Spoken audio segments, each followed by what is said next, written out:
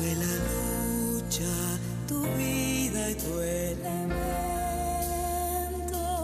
la fatiga. La civilización era para Sarmiento la expansión de las ciudades, el desarrollo de las comunicaciones, el progreso, mientras que a la barbarie la situaba en el campo, con sus costumbres atrasadas y las características de los gauchos y los indios, mezcladas con el atraso que nos venía dado por la tradición hispánica. En 1856, el gobierno de Buenos Aires lo convocó para hacerse cargo del departamento de escuelas. Inmediatamente puso manos a la obra y ese primer año creó 36 nuevos colegios. Uno de los principales pilares de Sarmiento fue la educación. Él consideraba que la educación popular iba a suplir los problemas que generaban lo que llamaba el barbarie, lo que llamaba una sociedad sin desarrollo. Por lo tanto, pretendía llenar de escuelas y llenar de maestros el territorio para poder hacer florecer esa semilla de la educación en mucha gente que jamás se había considerado la posibilidad de educarse. Yo creo que Sarmiento sí, siempre ha quedado caracterizado en la historia por algo que creo que es real, su preocupación por la educación. La educación popular lo opinaba absolutamente de su necesidad y su prioridad. La educación popular en alguna medida era la política más eficaz para la civilización. Es decir, la veía, insisto, que te diría, que era el instrumento, el medio para alcanzar la civilización. Si tengo que elegir una obsesión, es la obvia, es la educación, ¿no es cierto? Eso sí, es una obsesión y es una constante, ¿no? Sin que esto impidiera que Sarmiento hablara y opinara prácticamente de todo. En 1857 es electo senador provincial. Fomentó la expansión de la línea ferroviaria y la creación de nuevas ciudades. En 1860 el gobernador Mitre lo nombró su ministro de gobierno. Pero al no encontrar el apoyo necesario para sus proyectos, renunció a su cargo. Urquiza fue derrotado en Pavón por Bartolomé Mitre, quien se convirtió en el presidente de una Argentina que volvía a estar unida. Mitre nombró a Sarmiento gobernador de San Juan. A poco de asumir, impuso en toda la provincia la enseñanza primaria obligatoria y creó escuelas para los distintos niveles de educación. En 1863, el caudillo montonero Ángel Vicente Peñalosa, conocido como El Chacho, intentó sublevar la zona de Cuyo contra la política centralista de Mitre. Sarmiento decretó el estado de sitio y dirigió la campaña que terminó con la vida del caudillo y la renuncia de Sarmiento a la gobernación de San Juan. ¿Se cree que usted en Estados Unidos va a realizar una labor extraordinaria de solidaridad entre las Américas? Acepto para no crear complicaciones a Mitre, que es mi amigo. Pero no me engaño. Se me saca con piedad de la escena política. Señor gobernador. Prepare un decreto convocando la legislatura. Voy a presentar mi renuncia. Pero señor Sarmiento, el pueblo de San Juan lo necesita. En Buenos Aires no piensan así. Porque defendí la autoridad del gobierno me llaman tirano. A mí, que ni por un instante empañé la pureza del sufragio, ni atenté contra la soberanía del pueblo. Durante un corto periodo le tocó actuar como interventor en su provincia, en San Juan. Y allí las instrucciones eran de poner orden al caos que generaba el caudillismo, algo que él justamente enfrentaba desde sus escritos. Su actividad como gobernador quedó un poco limitada a tratar de hacer que poner un poco de orden y regla al caudillismo. Y allí fue donde vivió episodios que después fueron muy comentados en la historia argentina, como por ejemplo el asesinato del Chacho Peñalosa. La responsabilidad de él, la muerte del Chacho, es una responsabilidad más política, ¿no es cierto? Es decir, en mi opinión, yo creo que no hay una orden de Sarmiento de que ejecuten al Chacho. Sí, lo que uno puede decir es que Sarmiento contribuyó a crear el clima político en el cual el Chacho fue muerto por las fuerzas de Mitre. Para Sarmiento, uno de sus principales enemigos era el Chacho Peñalosa. Por lo tanto, siguiendo las instrucciones de Buenos Aires, lo capturó y lo hizo asesinar. Para él fue una de las medidas más importantes y necesarias que tenía que cumplir. Luego descubrió que tal vez se había excedido, y de hecho se lo hizo ver el propio Bartolomé Mitre, que era el presidente de la Nación en ese momento, que lo retiró de San Juan y lo envió en una misión diplomática a los Estados Unidos. En apariencia, quien mandó liquidarlo a Peñalosa fue el que estaba a cargo de la tropa en ese momento y no era él. Él no estaba efectivamente en el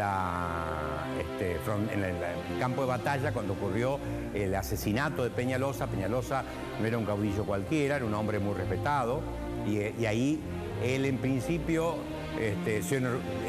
felicitó lo que se había hecho, después se arrepintió y deslindó terreno.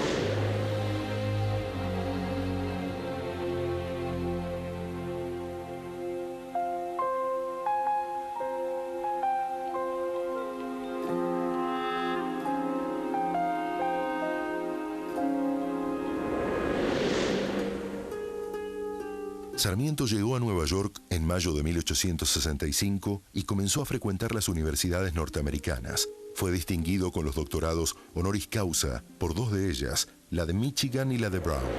El 5 de mayo de 1865, Sarmiento llega a los Estados Unidos como ministro plenipotenciario designado por el general Mitre para que evidentemente él pudiera comentar y ser el transmisor de las ideas que estaban sucediendo en los Estados Unidos.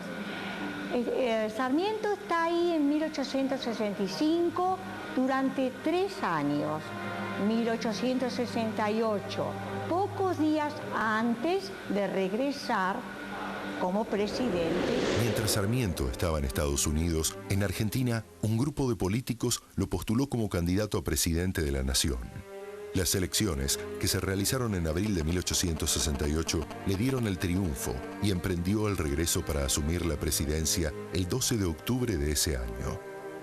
Cuando Sarmiento llegó a la presidencia tenía 57 años. ¿Qué barco es ese? El Guerrieri. ¿A quién saluda?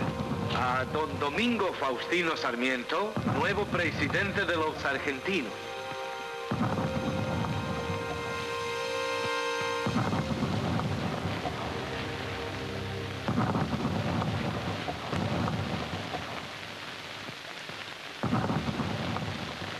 Si mi madre viviese, si en el puerto de Buenos Aires me estuvieran esperando junto a ella, Dominguito, Averastain y todos mis amigos, me sería más fácil sobrellevar esta carga que el destino pone sobre mis hombros. Pero no importa. Los vacíos que hay en mi corazón los llenaré con el amor de mi pueblo.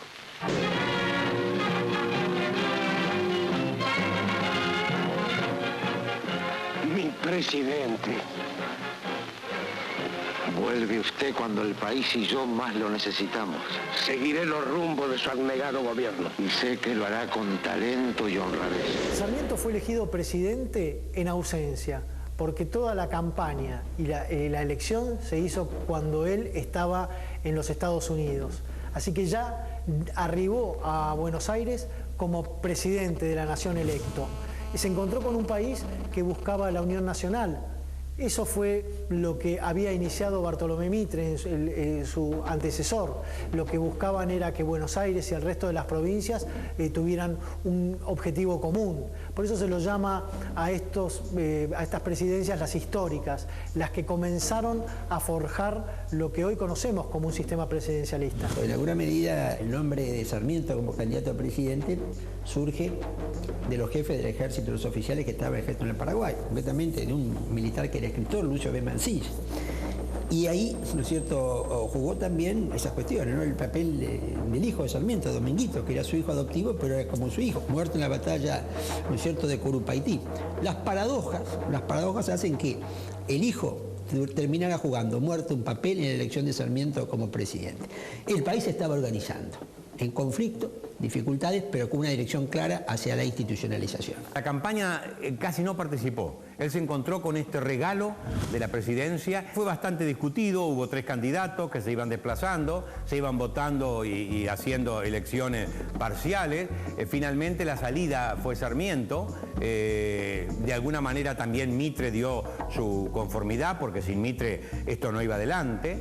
Y sale Sarmiento, elegido presidente. Cuando llega a Buenos Aires...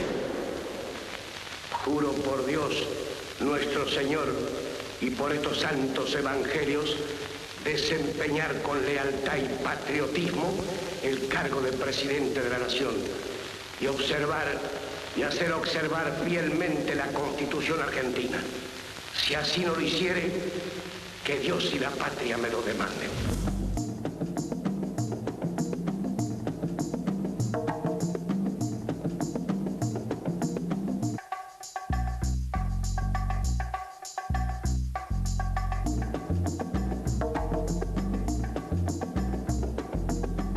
Una de las mayores obsesiones de Sarmiento fueron las comunicaciones. Sabía que en un país tan grande como la Argentina, el progreso dependía en gran parte de los ferrocarriles, telégrafos y canales fluviales. Logró durante su presidencia que se tendieran 5.000 kilómetros de cables telegráficos. Modernizó el correo y extendió la red ferroviaria de 573 kilómetros en 1868 a 1.331 en 1874. Durante su mandato, Sarmiento logró afianzar esa unión nacional, a pesar de los grandes inconvenientes y revoluciones tan habituales para aquel tiempo. Había focos de insurgentes en todo el país y él actuó con mucha energía. Yo creo que Sarmiento, yo le pongo una palabra, fue un gran hacedor. Un gran hacedor, un hombre que tenía una pasión por la acción. Y muchas veces subordinaba a la perfección, ¿no es cierto?, a la acción. Y además, un gran polemista. Lo principal que podemos destacar en Sarmiento en aquel tiempo fue la generación de escuelas. A partir del censo que realizó en el año 1869, detectando que más del 70% de la población era analfabeta, generó la instalación de escuelas en todo el país. 800 escuelas, un número muy llamativo para la época. Los aportes de Sarmiento a la polémica histórica han sido mucho más positivos que negativos. Es decir, nadie es perfecto, ni humanamente y menos políticamente. Pero creo que Sarmiento es una figura que fue mucho más lo positivo que aportó que lo negativo. Por eso podemos considerar como el gran maestro, como el padre del aula, porque fue quien primero que nadie entendió que la educación era la clave del desarrollo.